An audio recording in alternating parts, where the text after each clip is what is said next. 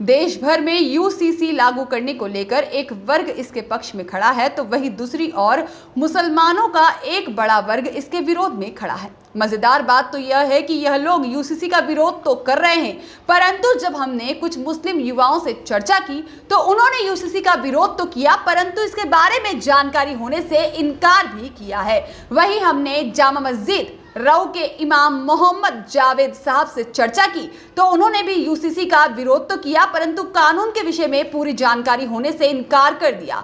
कुल मिलाकर मुसलमान यूसीसी के विषय में आधी अधूरी जानकारी के साथ सिर्फ मौलवियों के इशारे पर इसका विरोध करते नजर आए। देखिए सत्याग्रह न्यूज मध्य प्रदेश चैनल की यह खास रिपोर्ट। अभी समान नागरिक संहिता पर एक विवाद चल रहा है देश भर में, उसके बारे में आप क्या कहेंगे? देखिए, समान नागरिक संहिता जो कि यूसीसी जिसका full form uniform civil code है, भारत जैसे अपने देश में इतनी डाइवर्सिटी जिसमें है, जैसे ये कानून एक पाकिस्तान, बांग्लादेश, तुर्की, यूएसए में ये कॉमन है, वहाँ पर लागू है कानून, क्योंकि यहाँ पर एक कम्युनिटी के लोग हैं। भारत जैसे देश में जो पूरी दुनिया में सबसे ज़्यादा डाइवर्सिटी भारत में ही है, तो मुझे नहीं लगता कि समान नागरिक संहिता कानून भारत जैसे देश में सफल है। अच्छा, आप जानते हैं कि कानून का जो मसौदा है उसमें क्या क्या बिंदु हैं जिसका आप विरोध करते हैं? नहीं, ऐसे पढ़ा तो नहीं है, बट इसका बेस ये है कि जो ये कानून है कि पूरे देश में सभी धर्मों के लिए समान लागू होगा। जिनके जो जैसे हिंदुओं का पर्सनल कानून है, मुस्लिमों का पर्सनल कानून है, ये सभी कानून को मिलाकर एक कर दिया जाएगा, जिससे कि ये मुझे नहीं लगता उनके जो पर्सनल कानून है वो हटाकर सभी के लिए एक कर दिए जाएंगे, जिसमें कुछ टॉपिक उत्तराधिकार, वसीयत, शादी के लिए सभी के लिए सेम हो जाएगा। जैसे हमने भी अध्ययन किया इस कानून के बारे में, ऐसा कहा जाता है कि सन 1935 में अंग्रेज़ों का बनाया हुआ ये शरिया कानून है, न कि जो आप लोगों का अरब साइड का जो कानून चलता है, क्योंकि वहाँ पर शरिया कानून अलग है और ये अंग्रेज़ों का बनाया हुआ शरिया कानून है। तो फिर ये एक तो हुआ नहीं, अलग अलग ही हुआ? एक नहीं हुआ, बिल्कुल नहीं हुआ, क्योंकि वहाँ का जो शरिया कानून है वो वहाँ की कंडीशन के हिसाब से रखा गया। भारत में जो मुस्लिम है, जो यहाँ की सिचुएशन थी, जो इस विविधता में रहने के बाद, और जो उनके लिए सही था, उस हिसाब से अंग्रेज़ों ने मुस्लिमों के लिए कानून, शरिया कानून बनाया था, और उसमें कुछ विवादित भी नहीं था। अच्छा, जैसे यूसीसी में अभी ऐसा बोल रहे हैं, जो मसौदा तैयार कर रहे हैं उसमें कि भाई मुस्लिम बहनों को संपत्ति में अधिकार अभी नहीं है, तो क्या आप नहीं, उसमें सिर्फ मेहर की राशि है, अगर तलाक होता है तो मेहर की राशि मिलती है, इसके अलावा संपत्ति में अधिकार नहीं मिलता है, तो क्या आप उसका पक्ष करेंगे, विरोध करेंगे? नहीं, बिल्कुल इसका विरोध है, क्योंकि ग्राउंड लेवल पे ये चीज़ें होती है।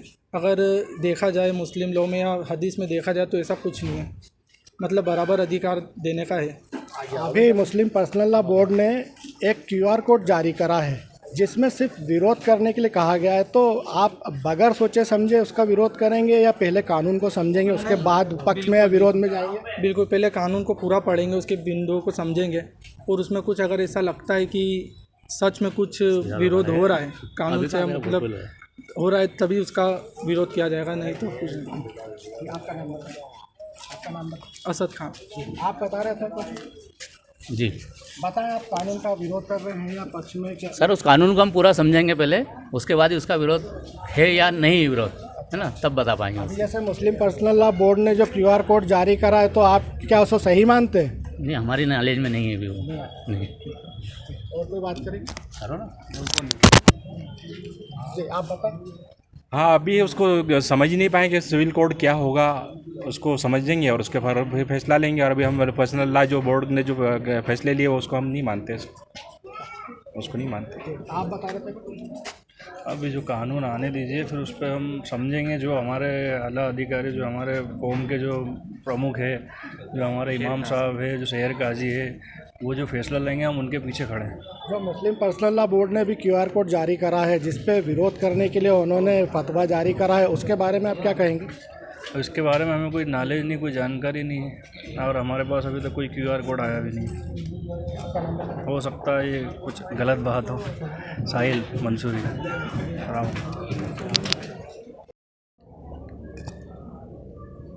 कौन सी मस्जिद बताइए आपने? जामा मस्जिद राव। हमारे साथ है जामा मस्जिद राव के इमाम साहब मोहम्मद जावेद साहब। हम इनसे चर्चा करेंगे यूसीसी पर। इमाम साहब बताएं, यूसीसी पर आपके क्या विचार हैं? ये तो गलत है। हमारे लिए जो कानून डॉक्टर भीमराव अंबेडकर साहब ने बनाए थे वही कानून जो है रहना चाहिए, क्योंकि हर एक को अपने अपने धर्म के हिसाब से उसका पालन करना जो है ज़रूरी है। और ख़ास करके ये जो एक सा जो है एक जैसे सबके लिए कानून, ये तो बिल्कुल गलत है। हमारे हिंदुस्तान में कई धर्म के लोग रहते हैं, सब एक जैसे जो है एक कानून पे कैसे अमल कर सकते हैं। दूसरी चीज़ों में ठीक है अपनी अपनी जगह पे, लेकिन ख़ास करके हमारे जो पर्सनल जो मसाइल हैं उस पर हमें जो है खुद अधिकार है, हम खुद जो है उस पर अमल करें। तो आप अभी जानते हैं उसमें मसौदे में क्या क्या बिंदु हैं? नहीं, उस बारे में मुझे इतनी जानकारी नहीं है, लेकिन यह है कि मैंने जहाँ तक के मालूम किया है तो ये जो है यकसा सिविल कोड का जो मामला आप बता रहे हैं, तो ये जो है ख़ास करके हमारे ख़िलाफ़ है। और हमारे ही नहीं, हमारे हिंदुस्तान में कई धर्म के लोग रहते हैं, आप जानते हैं इस बात को। और सब जो है अपने अपने हिसाब से जो है अपने अपने तौर तरीक़े पे अपने धर्म पे रहते हुए और उस पर जो है अमल करते हैं। आपको इसमें क्या बुराई लग रही, मतलब क्या खिलाफ है आपके? बहुत सारी चीज़ें खिलाफ है। जैसे मिसाल के तौर पे हमारे इसमें यह है तलाक़ का मामला ले लीजिए, हमारे इसमें मर्द को हक़ है उसमें। और यकसा सिविल कोड में यह है कि औरत भी जो है तलाक़ दे सकती है। हमारे इसमें जो है औरत को उसके लिए हक़ नहीं है। अगर ऐसा हो तो इसमें बहुत सारे जो खुराफात होंगे। मिसाल के तौर पे आज का जो ज़माना है, ख़ास तौर पे अगर औरत जब चाहेगी, जिसे चाहेगी, फिर जो है यानी अपने अपने शौहरों को जब चाहेगी जो है वो तलाक़ दे देगी। और भी दूसरी चीज़ें बहुत सारी हैं। हमारे कुरान के हिसाब से हम चलते हैं, हदीस के हिसाब से हम चलते हैं। इस कानून में जो है अगर हमारे देश के हिसाब से कानून बनाएंगे तो ये अपने हिसाब से चलाएंगे, और हम कुरान और हदीस को छोड़ के जो है हम उसको नहीं चल सकते। अभी जैसे मैंने अध्ययन किया है शरिया कानून का, इसमें जो है अंग्रेज़ों ने 1935 में नया शरिया कानून दिया है, जबकि अरब कंट्रीज़ का शरिया कानून अलग है। तो आपने उसको स्वीकार करा, फिर इसका विरोध कर रहे हैं, ऐसा क्यों है? अंग्रेज़ों का कानून तो मुझे नहीं मालूम है, लेकिन हमें जो है न तो अरब से लेना देना है, हमें कुरान और हदीस से लेना देना है। नहीं, जैसे आईपीसी की जो अलग कर दिया है, जैसे अरब कंट्रीज़ में आईपीसी नाम की धारा कोई है नहीं। इंडिया में जो चलता है कि भाई जो आपराधिक कानून चलता है वो इंडिया में अलग है, शरिया में बिल्कुल अलग है। तो फिर आपने उस आईपीसी को एक्सेप्ट करा और फिर शरिया को मतलब आप इधर बिल्कुल भी एक्सेप्ट नहीं करना चाह रहे, ऐसा क्यों? नहीं, उसमें जो है वो आईपीसी अलग चीज़ है। और ख़ास करके अगर आप अपराध भी शरिया का ख़ास करके आप अगर सऊदी की बात करेंगे तो वो अलग है, वहाँ इस्लामी कंट्री है, वो एक अलग चीज़ है। लेकिन हमारे हिंदुस्तान में जो है, हमारे मुल्क में ख़ास करके हमें जो है अपने कुरान पे, हदीस पे अमल करने की छूट दी है। फिर इसमें जो है नई बात लाना ये हमारे समझ से जो है बाहर है। अभी all India Muslim personal law board ने एक QR कोड जारी करा था, जिसमें इस लॉ का, इस जो यूसीसी का विरोध करने के लिए उन्होंने कहा था। क्या आप जानते हैं इसके बारे में? जी जी, मैं जानता हूँ उसमें, और मैंने भी उसमें हिस्सा लिया है। अच्छा। जी। तो इसमें जैसे महिलाओं के उत्थान की बात की जा रही, जैसे संपत्ति में अधिकार, जो उत्तराधिकारी वाला जो अधिकार है वो, इसके अलावा कम उम्र में शादी करने का, और भी कुछ ऐसे बिंदु हैं जो महिलाओं, बहनों के खासकर उत्थान की बात करते हैं। तो क्या आप नहीं चाहते कि इस तरह का कुछ उत्थान होना चाहिए? ख़ास करके मैं आपको बताऊं कि हमारे इस्लाम में औरतों को, ख़ास करके महिलाओं को जो सुविधा दी है वो किसी और मज़हब में मेरे हिसाब से नहीं है।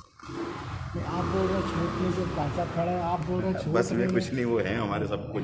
इमाम साहब बता रहे कुछ और, तो ऐसा मतलब विरोधाभास क्यों? इस्लाम क्या एक पाकीज़ा मज़हब है, उसने औरत को ख़ास करके जो हक़ दिया है, आपने हमारे इस्लाम के ताल्लुक़ से क्या मालूम, सुना है, पढ़ा है, नहीं पढ़ा है, कि जब हमारे नबी सल्लल्लाहु ताला अलैहि वसल्लम इस जहाँ में तशरीफ़ नहीं लाए थे, उससे पहले जो है औरतों पर किस कदर जुल्म सितम होता था।